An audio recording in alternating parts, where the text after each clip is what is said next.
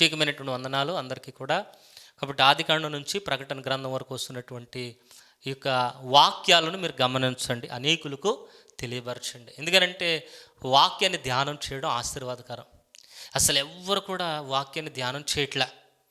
ఎవరు చూసినా ఫేస్బుక్లోను, ఆ యొక్క వాట్సాప్లోను, ఆ ఇన్స్టాగ్రాములోను, యూట్యూబ్లోను ఆ రీల్స్ చూసుకుంటూ ఆ సమయాన్ని వృధా చేస్తున్నారు, కానీ వాక్యాన్ని వినట్లేదు. కాబట్టి వాక్యాన్ని అర్థం చేసుకుని వాక్యంలో ఉన్నటువంటి లోతులు అర్థం చేసుకుని దేవుని యొక్క హృదయాన్ని, దేవుని యొక్క చిత్తాన్ని మనం తెలుసుకుని నిత్యరాజ్యానికి వారసులుగా ఉండాలి అనేటువంటిది నా యొక్క ఉద్దేశము, దేవుని యొక్క ఉద్దేశం కూడా. కాబట్టి గమనించండి, ప్రతి ఒక్కరు కూడా ఈ యొక్క కార్యక్రమానికి స్పాన్సర్ చేయడం ద్వారా ఒక ప్రత్యేకమైనటువంటి కొరియన్ బైబిల్ మీరు పొందుకుంటారు.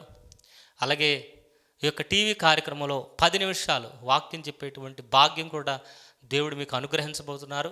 కాబట్టి ఈ యొక్క వాక్యం చూడడం ద్వారా, మేము ప్రార్థన చేయడం ద్వారా మీకు కలిగేటువంటి మేలులు, ఆశీర్వాదాలు మాకు తెలియపరచండి. మీ ప్రార్థన అవసరతలు కూడా తెలియపరచండి. ఎటువంటి వ్యాధి అయినా, ఎటువంటి బాధ అయినా, ఎటువంటి కష్టమైన, ఎటువంటి నష్టమైన దేవుడు ఉన్నారు. దేవుడు మీకు తోడుగా ఉంటారు. ఖచ్చితంగా నేను కూడా ఉంటాను, మీతో పాటుగా ప్రార్థన చేస్తాను. ఈ యొక్క సహోదరుణ్ణి, దీనుణ్ణి జ్ఞాపకం చేసుకోండి. మీతో పాటుగా పాలిభాగస్తుడిగా ఉండి ఖచ్చితంగా మీ కొరకు ప్రార్థన చేయబడుతుంది. హల్లెలూయా. కాబట్టి వాక్యంలోనికి మనం వెళదాం. ఆదికాండము 8వ అధ్యాయం గురించి మనం మాట్లాడుకుందాం. 8వ అధ్యాయంలో మనం చూసుకున్నట్లయితే 8వ అధ్యాయం 1వ వచనం, దేవుడు నోవహును మరియు వాడలో ఉన్నటువంటి సమస్త జీవులను జ్ఞాపకం చేసుకున్నారు. ఏమంటే 150 దినాలు తర్వాత ఈ వర్షం కురిసిన తర్వాత, ఏమంటే ఈ 150 దినాల్లో కురిసినటువంటి వర్షము జలప్రళయం రప్పించాడు. తర్వాత తగ్గింది. ఏమంటే వర్షం రావడానికి 150 దినాలు, తగ్గడానికి 150 దినాలు, ఇంచుమించు సంవత్సరం కాలం పట్టిందండి. సంవత్సరం కాలం పట్టిన తర్వాత వాడలో ఉన్నటువంటి నోవహును, నోవహు కుటుంబాన్ని, జంతువులను, పక్షులను దేవుడు జ్ఞాపకం చేసుకున్నారు. కాబట్టి మన దేవుడు ఎవరు అనంటే జ్ఞాపకం చేసుకునేటువంటి దేవుడు. నువ్వు అనుకోవచ్చేమో, నన్ను ఎవరూ కూడా సాకట్లేదు, నన్ను ఎవరు కూడా చూడట్లేదు, నన్ను ఎవరు కూడా పట్టించుకోవట్లేదని నువ్వు అనుకుంటున్నావేమో. సహోదరి, సహోదరుడా, నీ ఒంటరిని దేవుడు చూస్తున్నాడు, నీ బాధను దేవుడు చూస్తున్నాడు, నీ వ్యాధని దేవుడు చూస్తున్నాడు. ఖచ్చితంగా జ్ఞాపకం చేసుకునేటువంటి దేవుడు, చూచేటువంటి దేవుడు. హల్లెలూయా. కాబట్టి వాడలో ఉన్నటువంటి వారిని జ్ఞాపకం చేసుకున్నారు దేవుడు. కాబట్టి దేవుడు ఎల్లప్పుడూ మర్చిపోయేటువంటి దేవుడు కాదు, చర్య తీసుకునేటువంటి దేవుడు. ఇప్పుడు టైం వచ్చింది, 1 సంవత్సరం కాలం పాటు తర్వాత టైం వచ్చింది. ఈ వాడలో ఉన్నంతసేపు దేవుడు నోవహుతో మాట్లాడలేదు. కాబట్టి దేవుడు మాట్లాడట్లేదని, మనుషులు మాట్లాడట్లేదని బెంగ పెట్టుకున్నావేమో. ఒక టైం వస్తుంది, ఆయన అంటారు, అమ్మా నా సమయం ఇంకా నువ్వు రాలేదు అని. కాబట్టి దేవుని సమయం వచ్చేంత వరకు మనం ఓపికతో, ఓర్పుతో ఎదురు చూచుదుము గాక.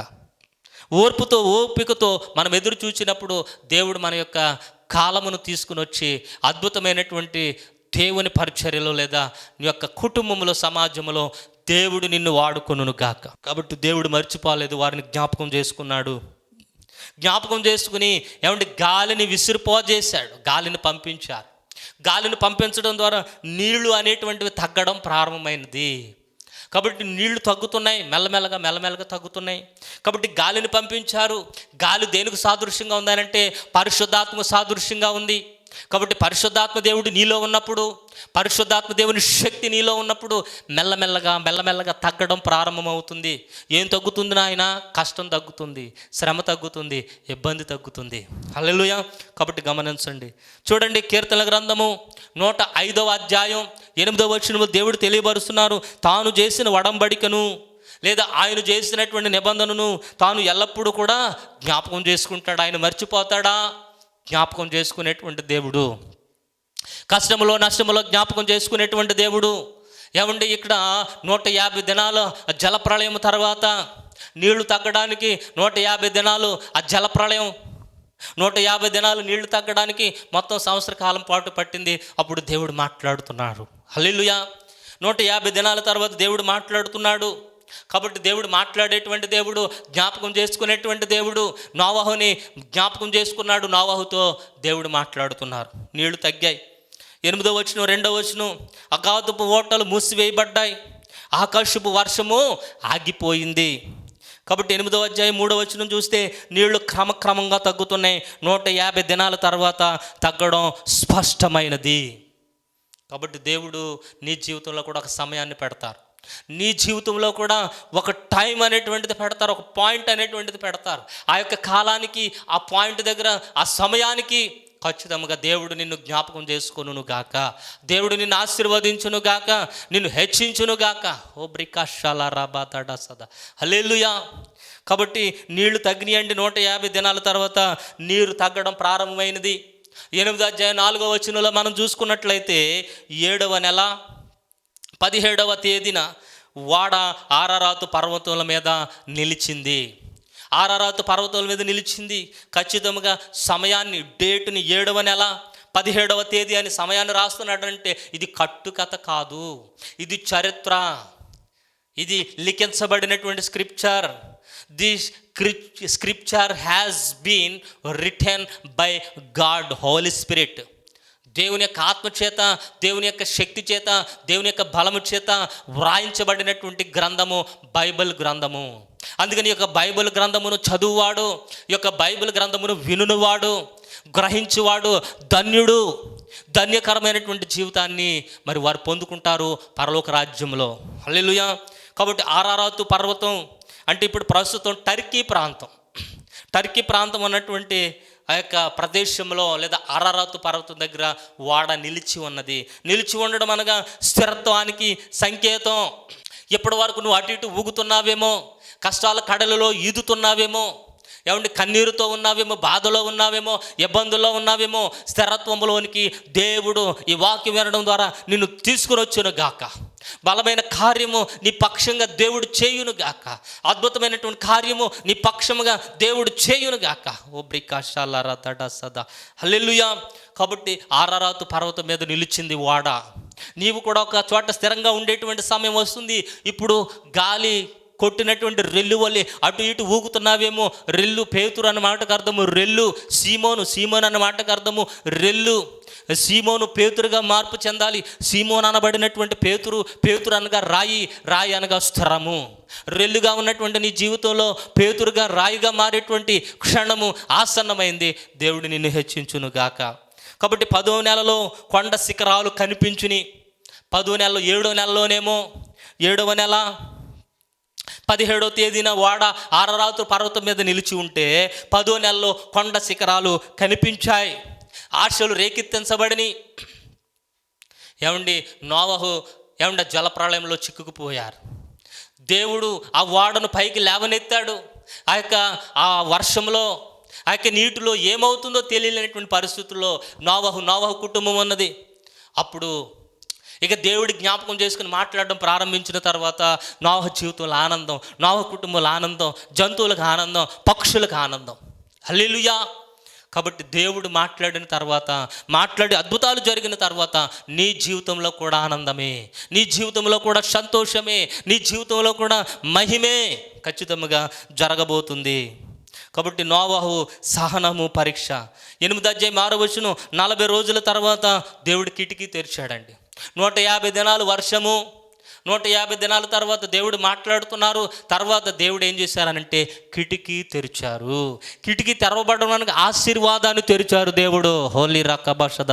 ఇప్పుడు కూడా నీకు ఆ యొక్క ఆశీర్వాదాన్ని దేవుడు తెరుచును గాక. దేవుడు ఆ యొక్క కిటికీని తెరిచాడు. కిటికీని తెరిచి ఆ యొక్క బయట వాతావరణ పరిస్థితిని చూస్తే మొత్తం నీళ్ళే ఉన్నాయి. ముందుకు చూస్తే నీళ్లు, వెనక చూస్తే నీళ్లు, పైకి చూసినా ఏమీ కనిపించట్లేదు. ఎటు చూసినా నీళ్ళే ఉన్నాయి. ఈ నీళ్లు తగ్గినవో లేదు చూడడానికి. ఏమి పంపించారు అని అంటే నోవహు గారు కాకిని పంపించారు. కాకిని పంపించారు. నీళ్లు ఆ ఉన్నటువంటి ఒక సమయంలో ఈ కాకి అనేటువంటిది, నల్లని కాకి అనేటువంటిది ఆ వాడలో నుంచి బయటికి వెళ్ళింది. బయటికి వెళ్ళి అటు ఇటు తిరుగుతుంది. హల్లెలూయా. 150 దినాలు వాడలో ఉందేమో. 150 దినాలు నాన్ వెజ్ లేకుండా ఉందేమో, మాంసం లేకుండా ఉన్నదేమో, కేవలం వెజిటేరియన్ మాత్రమే వాడలో ఉందేమో. ఆ గింజలు తినలేక ఆ బాధతో బయటకు వచ్చిందేమో. ముందుగా అంటుంది కాకి, రావణ్ టోల్డ్ టు నోవాహుతో అంటుంది, ఏమయ్యా నేనే దొరికాను 150 దినాల తర్వాత, అసలే బయట వర్షం ఉంది, అసలే మొత్తం అన్నీ మునిగిపోయినాయి, అన్నీ నాశనం అయిపోయినాయని నోవాహుని తిట్టుకుంటూ బయటకు వచ్చిందండి కాకి. బయటకు వచ్చి అది తిరిగి చూసిన తర్వాత అబ్బబ్బబ్బబ్బబ్బబ్బా, మనుషులు చచ్చిపోయి ఉన్నారు, ఉబ్బిపోయి ఉన్నారు, జంతువులు చచ్చిపోయి ఉన్నాయి, ఉబ్బిపోయి ఉన్నాయి, పక్షులు చచ్చిపోయి ఉన్నాయి, ఉబ్బిపోయి ఉన్నాయి. ఇక శవాలు చూసుకుంటూ ఉన్నటువంటి ఆ కాకి ఆ కుళ్ళినటువంటి శవాలు పీక్కు తింటూ ఉండి దేవుని చిత్తాన్ని, తండ్రి చిత్తాన్ని, ఇక నోవహు మాటను కూడా మర్చిపోయి ఇక తింటూ కూర్చుంది దరిద్రమైనటువంటి కాకి. అంటే కాకి దేనికి సాదృశ్యం? అపవిత్రమైనటువంటి స్వభావానికి సంకేతంగా ఉంది. కాబట్టి నీవు కాకిగా ఉన్నావా? కాకి అయితే ఈ లోకాన్ని ఆశిస్తుంది, అపవిత్రమైన వాటిని తినుకుంటూ, అపవిత్రమైనటువంటి సంగతులను తవ్వుకుంటూ, మేదేసుకుంటూ, అపవిత్రమైనటువంటి వాటిలో ఇరుక్కుంటూ దేవుని ఆజ్ఞను మర్చిపోతుంది. ప్రియ సహోదరి సహోదరులా, మనం ఈ భూమి మీదకి పరీక్ష కోసం వచ్చాం.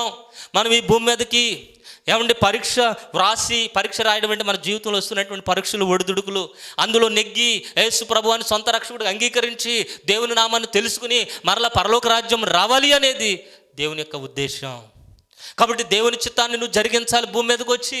అంతే తప్ప భూమిలో ఉన్నదంతా, లోకంలో ఉన్నదంతా శరీరాశ, నేత్రాశ జేపడము, దాన్ని పట్టుకుని వేలాడుతూ తప్పిపోయిన కుమారుడు వలె నువ్వు ఉండడానికి కాదు. తప్పిపోయిన కుమారుడు ఇంటికి వచ్చాడు, నువ్వు కూడా దేవుని ఇల్లు అయినటువంటి పరలోక రాజ్యం రావాలి అనేటువంటిది దేవుని యొక్క ఉద్దేశం. హల్లెలూయా. కాకిని పంపించాడండి.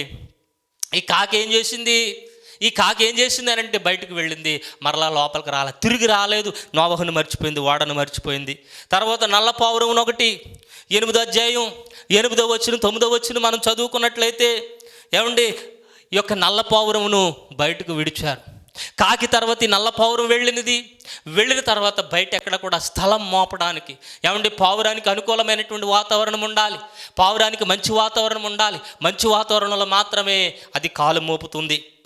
కాబట్టి కాలు మోపడానికి విశ్రాంతి దానికి లేక తిరిగి వచ్చినటువంటి కాకి. హల్లెలూయా.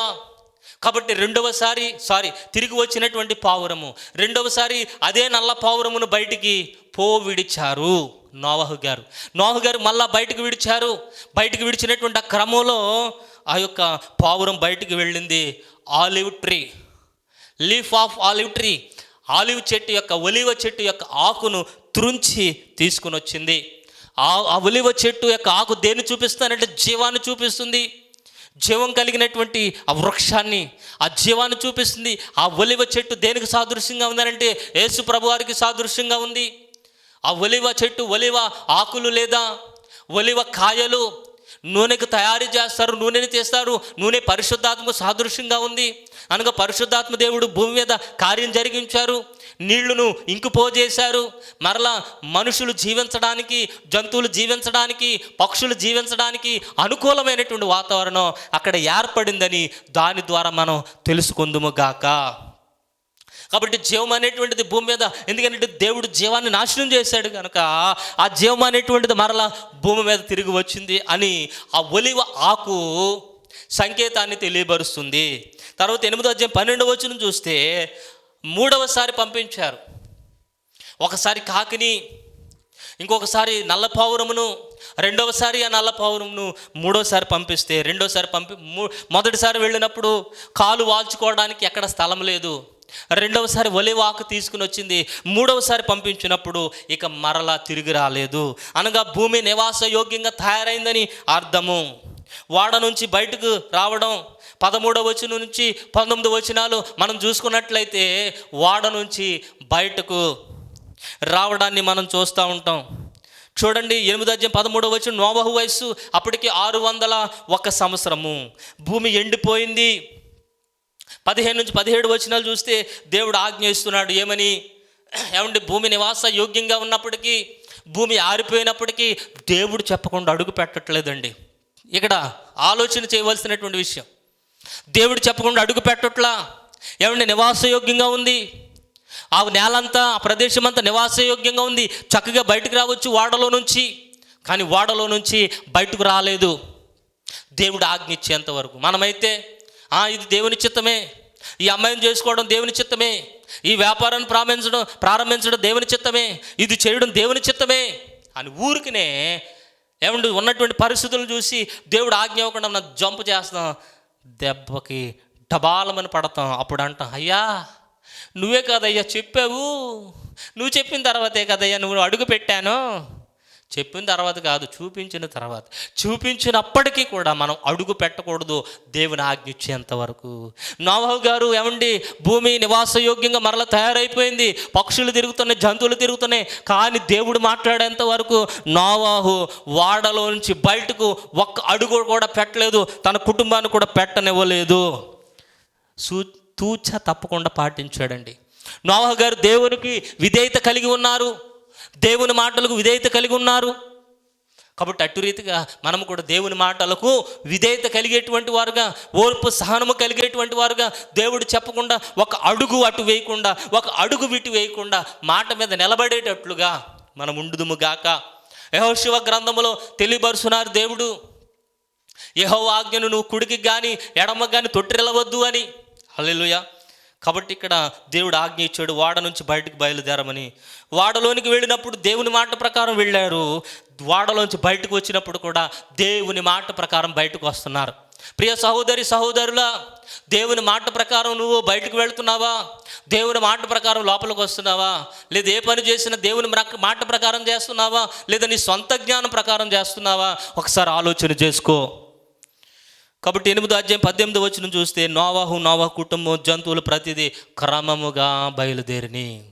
దేవుని సంఘములో క్రమము అనేటువంటిది ఉండాలి, వాక్యంలో క్రమం అనేటువంటిది ఉండాలి, ప్రార్థనలో క్రమం అనేటువంటిది ఉండాలి.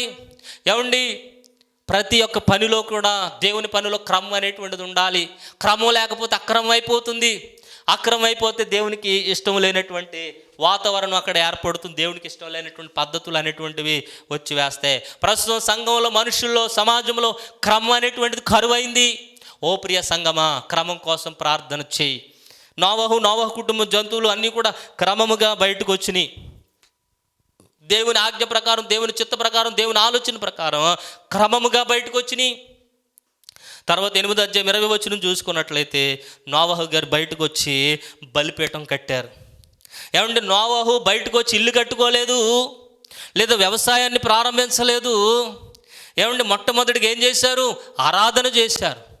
కాబట్టి నువ్వు ప్రారంభిస్తున్నటువంటి ఏ పని అయినా సరే, దేవుని చిత్త ప్రకారం వెళుతున్నటువంటి ఏ పైనైనా సరే, ఆరాధన చేసేటువంటి వాడవగా, స్తుతి చెల్లించేటువంటి వాడవగా, స్తుతి నైవేద్యం చెల్లించేటువంటి వాడవగా నువ్వు మారుదువుగాక. హల్లెలూయా. కాబట్టి బయటకు రాగానే నోవహు ఏం చేశారండి? బయటకు రాగానే ఏం చేశారు? బలిపీఠం కట్టారు. బలిపీఠం కట్టేవాడుగా నువ్వు ఉన్నావా? నీ ఇంటిలో బలిపీఠం ఉండాలి అనగా ప్రార్థన గది ఉండాలి. నీ సంఘములో బలిపీఠం ఉండాలి అనగా ప్రార్థన వాతావరణం అక్కడ ఉండాలి. ఏమండి, సంఘాల్లో రాజకీయ మాటలు మాట్లాడుతున్నారు ఈ మధ్యకాలంలో, రాజకీయాలు. ఏమండి, సంఘంలో లోక సంబంధమైన మాటలు మాట్లాడుతున్నారు. క్రమం లేదు, బలిపీఠం లేదు, ప్రార్థన లేదు. ఏదో 2 మాటలు ప్రార్థన అంటే. ప్రార్థన అనగా పెనుగులాట, ప్రార్థన అనగా పోరాటం, ప్రార్థన అనగా ఒక మల్ల యుద్ధం చేయాలి. ఏమండి, పాపంతో రక్తం కారునంతగా పోరాడాలని అపోస్తలుడైన పౌలు గారు తెలియపరుస్తున్నారు. కాబట్టి బలిపీఠం అనేటువంటిది నువ్వు కట్టేటువంటి వాడుగా నువ్వు ఉండాలి. ప్రస్తుత దినాల్లో సేవకులు బలిపీఠాలు పడగొడుతున్నారు అనగా ప్రార్థన జీవితాలు పడగొడుతున్నారు, అల్లరితో కూడిన ఆటపాటలు నేర్చుకుంటున్నారు. అలాగే సంఘము కూడా బలిపీఠాలు కట్టడం మానివేసింది. ఈరోజు ఈ సంఘంలో ఉంటే రేపు ఇంకో సంఘంలో, ఎల్లుండి ఇంకో సంఘంలో ఆ సంఘాలన్నీ తిరుగుతున్నారు. ఇంతకుముందు థియేటర్లకు తిరిగేవారు, అలాగూ ఈరోజు ఈ థియేటర్ అని, రేపు ఆ థియేటర్ అని, ఈరోజు ఈ సినిమా అని, రేపు ఆ సినిమా అని వెళ్ళేవారు. ఇప్పుడు అలాగే ఏ చర్చి అయితే బాగుంటుందో, ఏ చర్చిలో LED స్క్రీన్లు ఉంటాయో, ఏ చర్చిలో అయితే మంచిగా పొగలేస్తారో, పొగలో ఎక్కడైతే రికార్డింగ్ డ్యాన్స్ ఉండేదో అక్కడికి వెళ్ళేవారు జనాలు. ఇప్పుడు కోయర్ అనేటువంటి పేరు పెట్టి ఆ డ్యాన్స్ లేపిస్తున్నారు. క్రమం అనేటువంటిది లేదు, బలిపీఠం అనేటువంటిది కడతలేదు, దేవుని చిత్తం అనేటువంటిది తెలుసుకోవట్లేదు. ఎవరి ఇష్టానుసారమైనటువంటి ఆలోచన వారికి వస్తే వాళ్ళకి మొదలు పెట్టేస్తున్నారు. హల్లెలూయా. ఇది ప్రత్యేకం అంటున్నారు. హల్లెలూయా. కాబట్టి దేవునికి ఇష్టమైనటువంటిది ఏమిటి అని అంటే బలి అర్పించబడాలి. నోవహు గారు శుద్ధ జంతువుల్లో, పవిత్రమైనటువంటి జంతువుల్లో ఒక జంతువుని తీసుకొచ్చి వాడలో నుంచి బయటకు రాగానే బలి అర్పించాడు. హల్లెలూయా. ఇప్పుడు బలి ఎవరా అనంటే యేసు ప్రభు వారు బలి అయిపోయారు మన కొరకు. ఆయనే శ్రేష్టమైనటువంటి బలి, పరిశుద్ధమైనటువంటి బలి, పవిత్రమైనటువంటి బలి. ఆ యొక్క బలి ద్వారా మనకు రక్షణ వచ్చింది. ఆ రక్షణ మార్గాన్ని జ్ఞాపకం చేసుకుని ఆయనకు కృతజ్ఞతాస్తుతులు చెల్లించుదుము గాక, ఆయనకు నైవేద్యాన్ని పెట్టుదుము గాక, ఆయన నామాన్ని మహిమపరచుదుము గాక, ఆయన హెచ్చించుదుము గాక, ఆయనకు స్తుతి చేయుదుము గాక. హల్లెలూయా. కాబట్టి అట్టి రీతిగా మనం ఏం చేయాలి అని అంటే బలిపీఠం కట్టాలి. బలిపీఠం కట్టేటువంటి వారముగా ఉండాలి. నోవాహు బలిపీఠం కట్టాడు. బలిపీఠం కట్టి ఏం చేశారు? పవిత్రమైనటువంటి జంతువులను ఆ బలిలో అర్పించారు. కాబట్టి దేవునికి ఇష్టమైనటువంటి బలి ఏమిటనంటే ఏమండి? కృతజ్ఞత బలి. నోవాహు గారు ఆ బలిని అర్పించగానే ఆ యొక్క వాసనను ఆగ్రాణించారు. ఆ వాసనను సువాసనగా ఆయనకు వచ్చింది, ఆగ్రాణించాడు, ఆయన తీసుకున్నారు. ఏమండి? మనం చేసే ప్రార్థన దేవుడు ఆగ్రాణిస్తున్నారా? మనం పాడేటువంటి పాటలు దేవుడు ఆగ్రాణిస్తున్నారా? మనం చెప్పేటువంటి వాక్యము దేవుడు ఆగ్రాణిస్తున్నారా? ఈ యొక్క విషయాన్ని మనం గమనించుకోవాలి. హల్లెలూయా. కాబట్టి దేవుని హృదయం ఏమిటి అనంటే, దేవుని హృదయము ప్రతి విషయంలో కృతజ్ఞతాస్తుతులు చెల్లించడం, దేవునికి ఇష్టమైనటువంటి జీవితాన్ని జీవించడం. ఈ నోవాహు కుటుంబం ఏం జరిగింది అనంటే, ఏం చేసింది అనంటే, దేవుని హృదయాన్ని తెలుసుకుంది, దేవుని చిత్తాన్ని జరిగించింది, దేవుని ప్రణాళికలో నడిచింది. కాబట్టి మళ్ళా భూమి మీద జలప్రళయం అనేది రాలేదు. జలప్రళయాన్ని ఆపేటువంటి కుటుంబముగా ఈ నోవాహు కుటుంబం ఉంది. అందుకని దేవుడు అంటున్నాడు, ఇక మీదట జలప్రళయం రప్పించను, ఇక మీదట నీటితో ఈ భూమిని నాశనం చేయను. నీలాంటి మనుషులుంటే చాలు. నోవాహు, నువ్వు ఎలాగైతే నెమ్మదిపరుడుగా ఉన్నావో, నోవాహు నువ్వు ఎలాగైతే దేవుని ఆజ్ఞలు పాటిస్తున్నావో అలాగ ఉంటే చాలయ్యా, నాకు ఒక దుఃఖం అనేటువంటిది ఉండదు అని దేవుడు తెలియపరిచారు. ఇంతకుముందు దేవుడు దుఃఖించారండి, దేవుడు బాధపడ్డారు. ఈ యొక్క భూమిని చేసినందుకు, మనుషులు చేసినందుకు ఎంతగానో దుఃఖించాడు. భూమి యెహోవా సన్నిధిని చెడిపోయింది, మానవుల యొక్క హృదయ ఆలోచన బాల్యము నుండి చెడ్డది అని దేవుడు ఎంతగానో దుఃఖించారు, బాధపడ్డారు.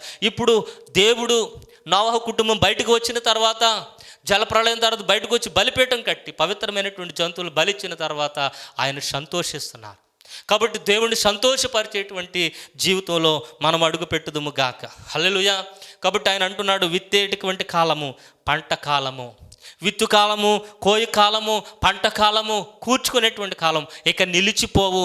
ఇక వెంటనే నీకు ఆశీర్వాదాలు అనేటువంటివి, దీవెనలు అనేటువంటివి వస్తాయి. కాబట్టి నోవాహు, అభివృద్ధి చెందు, విస్తరించు, ఫలించు, భూమిని నిండించు అని నోవాహు కుమారులకి దేవుడు ఆజ్ఞనిస్తున్నారు. కాబట్టి నోవాహుకి ఇస్తున్నారు, దేవుడు తన కుమారులు కూడా ఇస్తున్నారు. ఇది ఎవరికి ఇచ్చారు ఆజ్ఞ? ఆదాము గారికి ఇచ్చారు. ఆదాము తర్వాత నోవాహు కుమారులకి ఆ యొక్క ఆజ్ఞ అనేటువంటిది వచ్చింది. కాబట్టి నీళ్లు తగ్గిపోయినాయి అనగా దేవుని యొక్క కోపం శాంతించింది. వాడ నుంచి బయటకు రావడం అనగా క్రొత్త జీవితాన్ని, క్రొత్త యొక్క ఆరంభాన్ని ప్రారంభించడం. అలాగే పావురం పరిశుద్ధతకు, పరిశుద్ధమైనటువంటి మంచి ఆశలకు, పరిశుద్ధాత్మకు సాదృశ్యంగా ఉన్నది. అలాగే బలి దేనికి సాదృశ్యంగా ఉన్నదనంటే కృతజ్ఞతకు, విధేయతకు, ఆరాధనకు సాదృశ్యంగా ఉన్నది.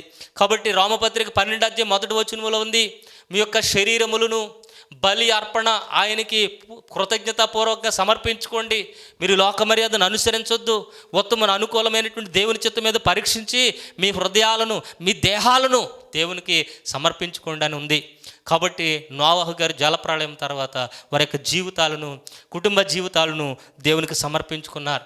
కాబట్టి యొక్క 8వ అధ్యాయం ద్వారా నీవు నేను తెలుసుకునేటువంటిది ఏమిటంటే, దేవుని యొక్క ప్రణాళికలు, దేవుని యొక్క ఉద్దేశంలో, దేవుని యొక్క మాట ప్రకారం నోవాహు గారు జీవించారు. అటు రీతిగానే తూచే తప్పకుండా మనము కూడా విధేయత, ఓర్పు, సహనాన్ని చూపించి ఆయన మార్గంలో మనం నడుచుదుము గాక, ఆయన కృపలో మనం నడుచుదుము గాక. అటువంటి కృపాధన్యత మనందరికీ తోడైండును గాక. ఆమేన్, ఆమేన్, ఆమేన్. ప్రార్థన చేసుకుందాం. తలలు వంచండి, కళ్ళు మూసుకోనండి.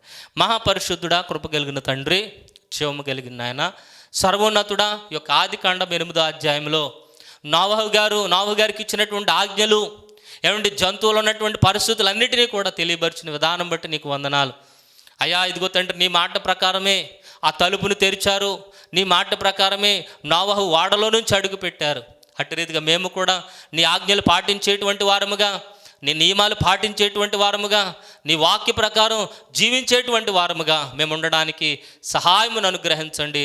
కృపచేత ఎత్తి పట్టుకుని అయా బిడ్డలు, వాక్యం వినుచున్నటువంటి బిడ్డలు, ఈ టీవీ దగ్గర కూర్చున్నటువంటి బిడ్డలకు ఏ బలహీనత ఉందో, ఏ ఇబ్బంది ఉందో వాటన్నిటి నుంచి విడుదల దయచేసి మీరే మహిమను పొందుకోమని నజరేయుడైన యేసుక్రీస్తు నామమున అడుగుచున్నాము తండ్రి. ఆమేన్, ఆమేన్, ఆమేన్. May God bless you. ప్రార్థన అవసరం తెలియపరచండి. ప్రభు మిమ్మల్ని హెచ్చించునుగాక, దీవించునుగాక. ప్రభు యొక్క కృప మీకు తోడుగా ఉండునుగాక. ఆమేన్, ఆమేన్, ఆమేన్.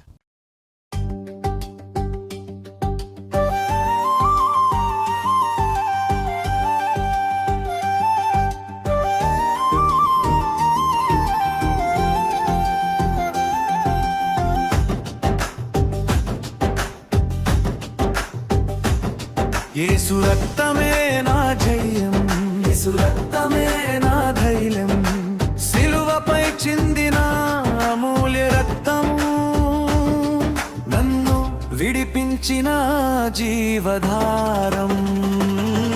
యేసు రక్తమే నా జయం, యేసు రక్తమే నా జయం.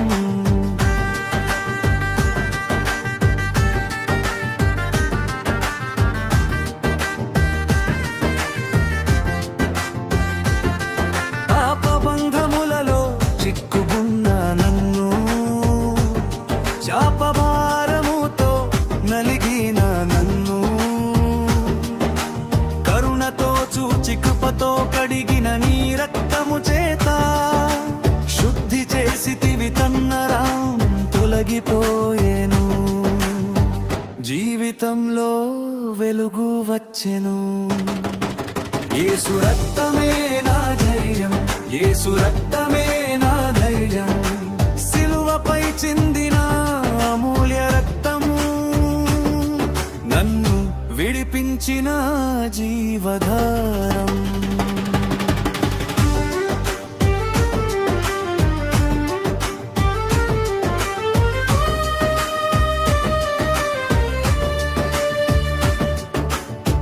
సాతాను ఆరోపణలు చేసిన, లోకము నన్ను నిందించిన,